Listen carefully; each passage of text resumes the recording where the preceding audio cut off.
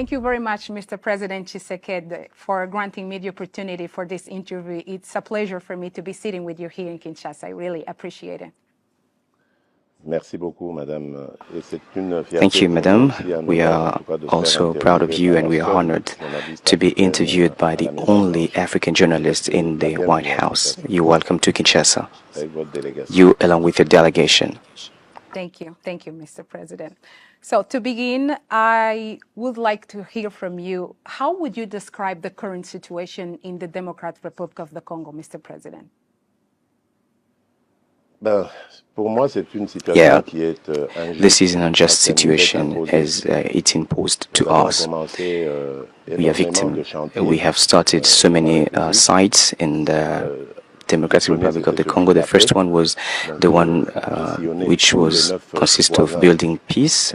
I visited all the 9 neighboring countries to the DRC. I met my counterparts to talk about the necessity of developing common development program for the benefit of our populations. The other project was the one consist of rebuilding our country with infrastructures, and the other one was speaking to the social aspects. We launched free education program, and we are working on the universal health coverage so that we can improve access to health care for all Congolese citizens. And while we were working on all that, we were victim of the unjust war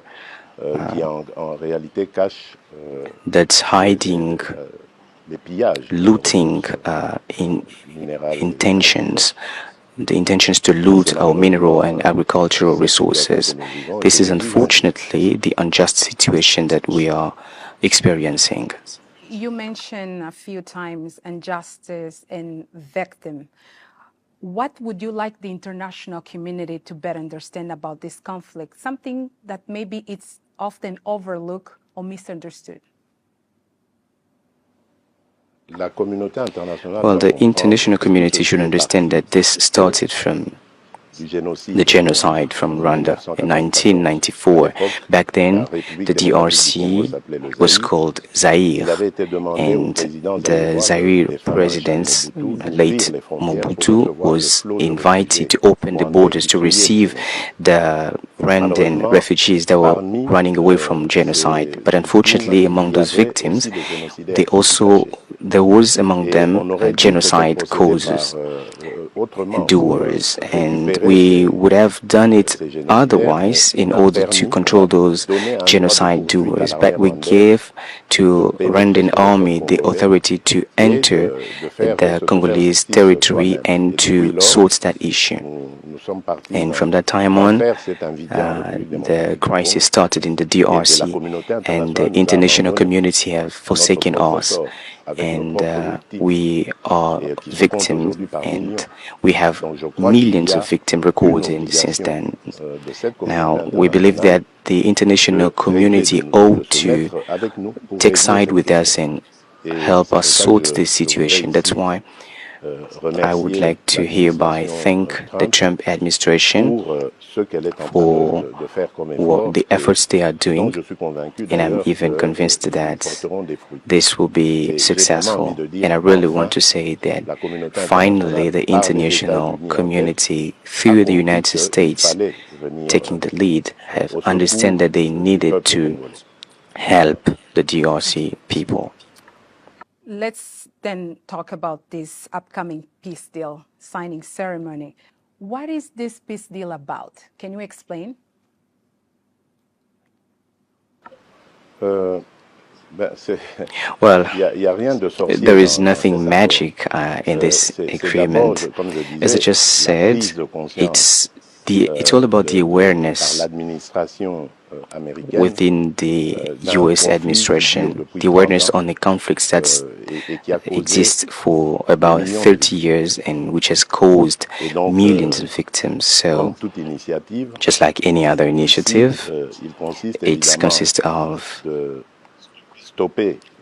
ending the war and achieving the unconditional withdrawal of all the armed groups and all. In addition to that, we also have to come to a solution to this war, which is basically an economic war. And just to give you background, I just said it. This is something I've tried to do when I took office in 2019. I went and paid visit to neighboring countries. And back then, there was Rwanda and Uganda and Burundi that were the most concerned, because back then, Burundi also joined Uganda and Rwanda against the DRC in order to suggest this deal between us and see how we could be able to move towards a cooperation based upon economic exchanges instead of fighting, having these tensions, useless tensions that would have consequences on the stability of the region. Unfortunately, in 2022, Rwanda went on war against us, and Uganda understood that we are now building good relationship with President Museveni, and Burundi, thanks to President Ndayishimiye, they have also considerably improved their relation with the DRC. They are now a sister country. Now we hope that with the mediation of the US administration, this peace will come true. Why do you think President Trump is so interesting to bring peace to DRC? Why he's working so hard to bring peace to DRC, in your point of view? First and foremost, because he announced it. And then President Trump represents the first world power. The US are actually the leaders, and everybody knows the influence of the US.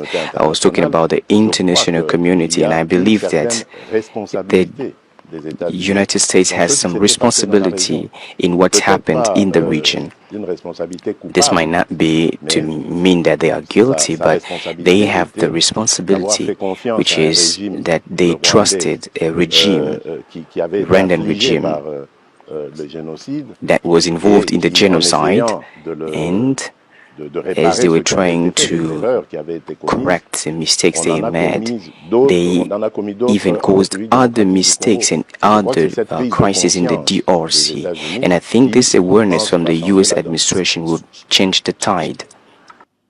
As you know, Mr. President Trump eagerly desired to bring peace to DRC, as he personally told me many times. And he put together this specific team that has been working really hard to push this deal to really happen. And he not only wants to bring peace to DRC, he also wants to end the war between Russia and Ukraine. He's looking the situation in the Middle East.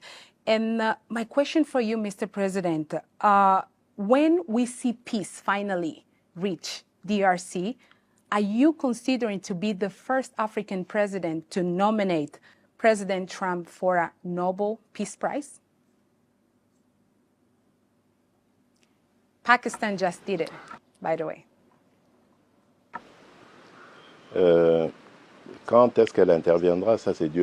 When would we achieve peace? God alone knows. I owe something to President Trump. I acknowledge that he really considered this issue personally, and we really owe acknowledgement for this. He appointed a very ineffective team led by Dr. Massad Boulos. They are working with, in collaboration with our friends from Qatari, and also with the presence of the African Union, led by President Faure Gnassingbé.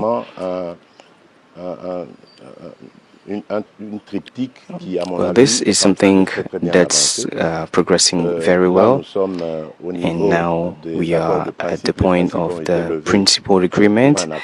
A set of principles have been selected for the agreement, and if everything goes well, by the end of next week, both of our foreign ministers from Congo and Rwanda would meet in the United States to sign more than a principal agreement. and then we will come to endorse around President Trump in the United States. But I don't know when that will take place. It will depend upon both the progress of the events on the ground, but also it will depend on the U.S. agenda. As we know that the U.S. are involved in so many issues.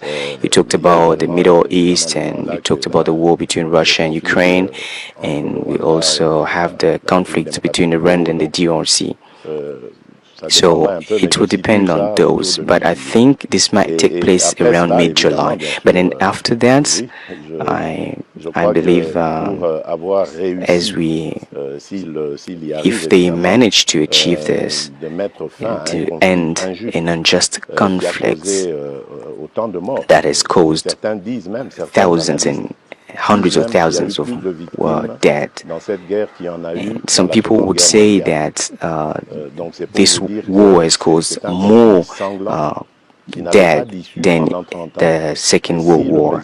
And I think if President Trump, thanks to his mediation, managed to definitely end this war, he would really deserve this Nobel Prize. I would go the first to vote for him. And Mr. President, as we know, the narrative about the Democratic Republic of the Congo around the world is not good. Many people see this country as a very corrupted country and with problems with bad governance. When this peace deal is finally reached, are you planning to lead a very deep work combating corruption in this country? No, not at all. Let's talk about this issue on corruption. Generally, the DRC is stigmatized. Of course, corruption exists everywhere in the world. Even in democratic countries everywhere here, you would hear about corruption cases. So this is not something that is very specific to the DRC alone. And then you have to know that there are multiple items that are to be considered in our country when you talk about this corruption. The first thing is behavior. During all these recent years, we have considered issues with behaviors. Consequently, corruption is very key and very obvious in African Congolese people. And then we also have this legal system of the country, which should see to sorting this issue. And we also have the social conditions, meaning the salaries that are making it difficult for other people to eat ends to mouth. And this is something that we have started working on since I took office in 2019. We started fighting against that. I have established multiple mindset change mechanisms, and there is a unit that's focused on that, and there is another one that's fighting against corruption via sensitization and denunciation. I started reforms, and today I think it's not perfect yet, but still we are working on it. Have you seen progress?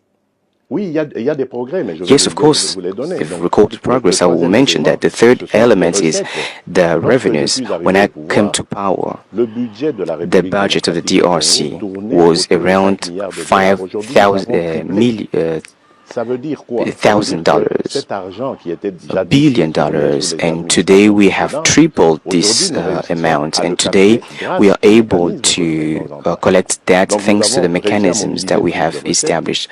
We have collected more revenues, and we are also going to mobilize our efforts as we have to diversify our economy.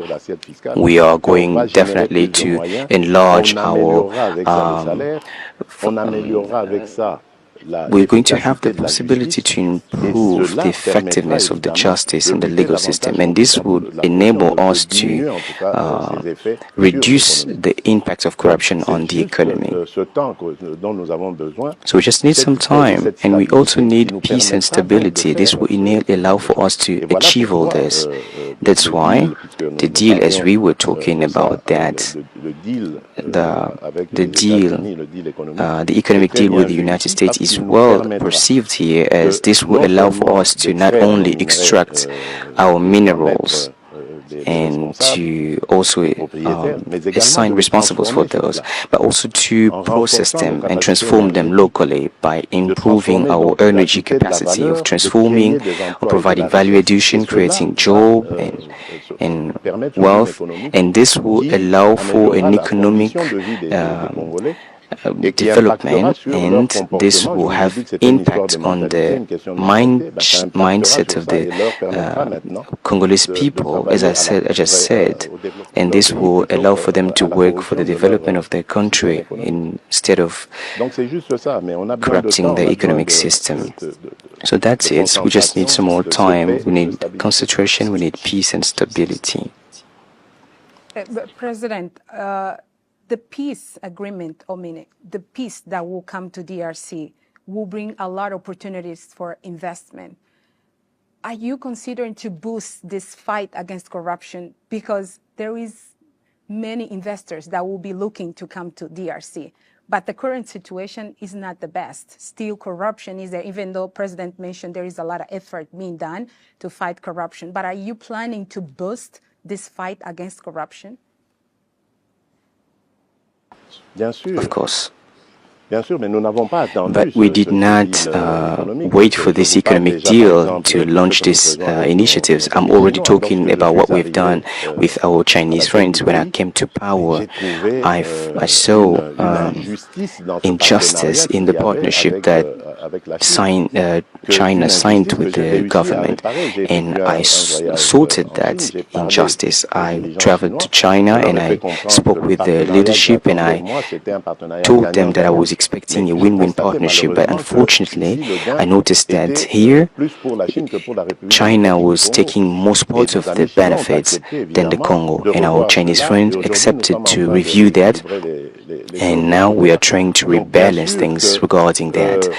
Now, of course, this deal will have impact on not only the life standard, the living standards of the Congolese citizens, but also regarding the behavior, the mindsets, which is very vulnerable to corruption. When you have financial capacity, you are less vulnerable to corruption. So that's it.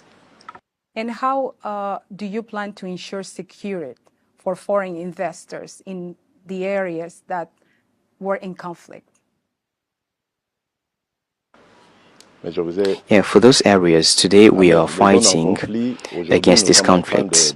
We are trying to eradicate thanks to this mediation by the US, which I commend, but also through capacity building of our defense forces and security forces. And regarding that, I believe we were very unsuccessful, and even the last aggression by Rwanda in the city of Goma and Bukavu demonstrates that we have been very unsuccessful in our defense system. But of course, it's thanks to reforms, partnerships, and also investment into that institutions, namely intelligence service and the army. This will allow for us to improve this protection system for the citizens and for our borders. So that's what we are preparing. And I believe this investment will be welcome, since they will allow for the DRC as well as for the US to build more ties, and consequently we will have more common interests to preserve, and the US experience will also be very beneficial for us in that time. And do you have policies to engage the Congolese diaspora in national development? There is a lot of Congolese very talented and with skills that can also bring their knowledge to develop the country. Are you planning to have any policy to engage those Congolese people in the diaspora? Well, the first policy, as far as I'm concerned, is the law on nationality. As you know, today, Congolese nationality is exclusive. This means when you have Congolese nationality, you have no right to have another nationality. While we have lots of citizens from the Congo and who have gotten additional nationalities.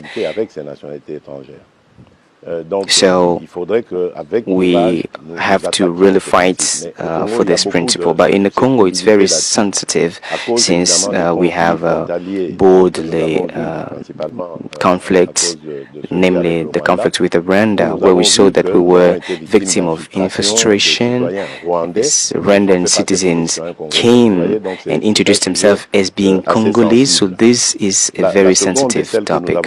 And the second thing that we have already started doing, which is cancelling visas for citizens with Congolese origin. Even though they have another additional nationality, they have the right to come back to the Congo without any visa requirements.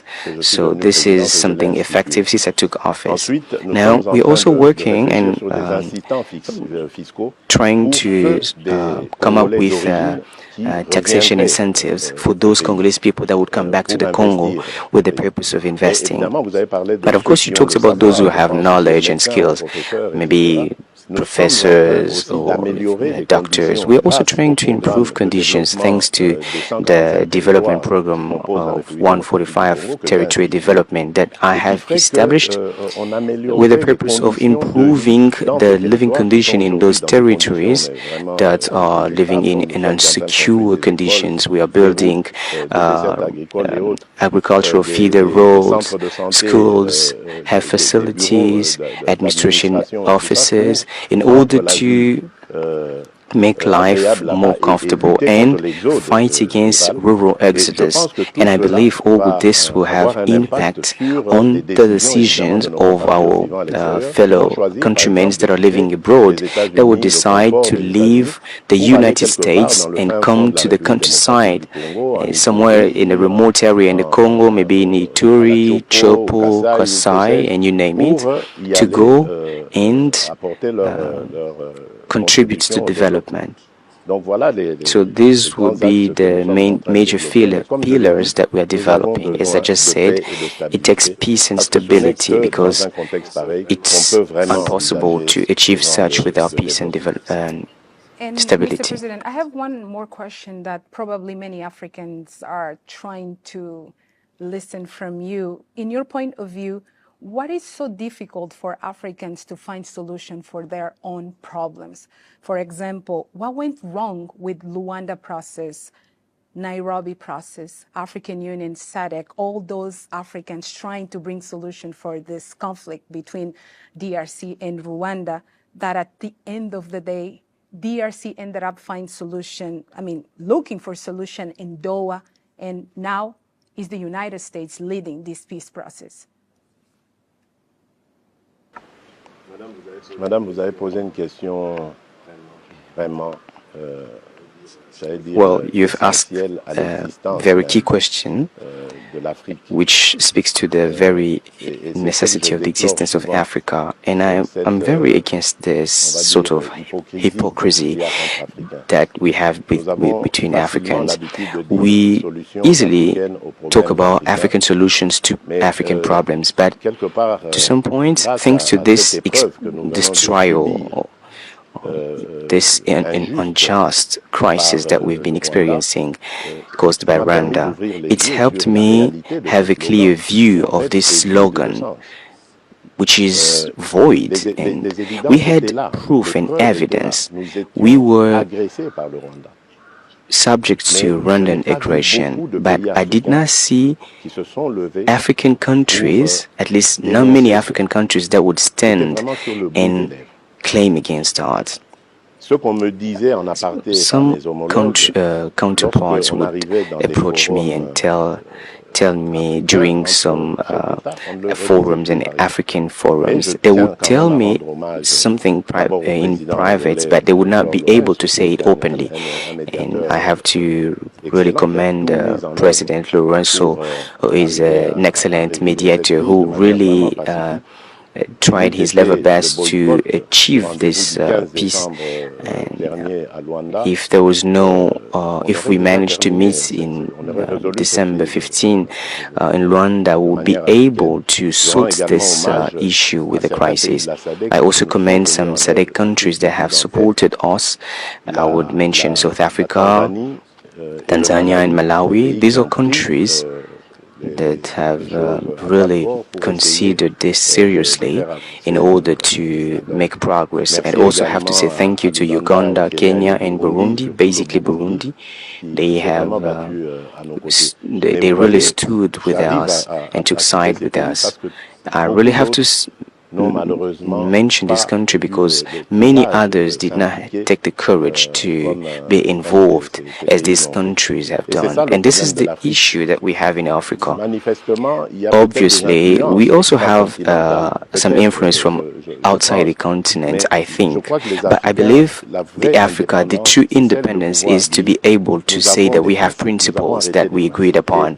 And among these principles that we agreed upon, we have the one that speaks to the non-aggression of an African state on another African state. So once this is successful and achieved, this is a principle that we all agreed upon. We should be courageous enough to say this cannot take place, but we're not doing it. The issue with the Africans is that we are ourselves the very problem. We are accepting and agreeing upon principles that we do not abide by. When I took office in 2019, there was a resolution that read, in 2020, the objective would be to silence the arms and weapons in Africa. Was it achieved? No. Today, it's very unsuccessful, meaning we are voting principles that we do not even abide by. As long as we behave this way, other continents would never respect us, would be crying here and there saying that African people are not respected. This is what we have to start doing. We can only be respected by others as long as we are able to respect the commitment we made. President, that we as an Africans, we are not united. We don't have the same view in some matters. That's why we continue to have those problems. Well, our union is only, it's not real. How can you ever talk about unity when a nation can go cause millions of deaths in a neighboring territory? And this is seen by everyone with the purpose of looting of minerals. What kind of unity would you talk about? I want you to really delve deeper into this word. I cannot define unity with this behavior. So it's only, it's not real, that unity. We just talk about it, but it's not real. Maybe I was naive as I believed in this African unity, but I think it's, I think this is the lesson that I learned from this crisis, and it's really therefore important to go everywhere across Africa and say that the African unity that we all talk about is not real. The African unity would really starts with respecting the principles that we have selected and voted for, and the one that... Last question, Mr. President. What message would you like to send to President Trump, saying that finally those years of war that Congolese people have been suffering is about to end? Well, first of all, I have to say thank you for his interest, as during the first term of President Trump, he completely overlooked Africa. But now he has demonstrated interest for Africa, and we thank him for that. And I also want to encourage him to pursue and advance. For Africa, I am convinced, and I believe I'm not the only one believing this, Africa is the future of the world. Now is high time to prepare for this future, taking side with Africa and supporting us in our efforts aiming at developing our continent. And I'm convinced that if President Trump keeps on doing that, he will remain the president, if not the greatest, at least one of the greatest that the United States has ever had. And I believe he will receive this Nobel Prize. Thank you, Mr. President. Thank you very much. Merci, madame. Thank you, madam. I'm honored.